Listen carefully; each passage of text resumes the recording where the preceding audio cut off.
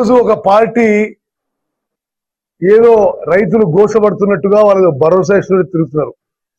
వాస్తవంగా ఈ యాసంగి పంటలో కేంద్ర ప్రభుత్వం తెలంగాణ రైతాంగం నుంచి 51 లక్షల మెట్రిక్ టన్ల ధాన్యం కొనుగోలు చేసిన, ఓన్లీ 51 lakhs కొనుగోలు చేసిన, రాష్ట్ర ప్రభుత్వం అదనంగా కొనుగోలు చేసి మొత్తం 75 లక్షల మెట్రిక్ టన్నులు కొనుగోలు చేసినాం. అంటే కేంద్రం ఎంఎస్పి ధర వాళ్ళే ప్రకటిస్తుండ్రు, క్వాలిటీ నార్మ్స్ వాళ్ళే ప్రకటిస్తుండ్రు, ఎఫ్ఏక్యూ వాళ్ళే ప్రకటిస్తుండ్రు, అయినా సరే మొత్తం కొనుగోలు చేయడం లేదు.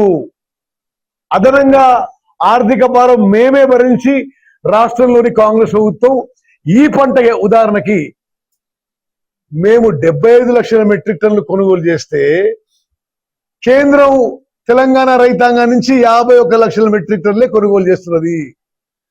అదేవిధంగా మేము వచ్చిన ఈ 2.5 ఏళ్లలో కేంద్రం వరి కొనుగోలుకి ఇచ్చిన అమౌంట్ కి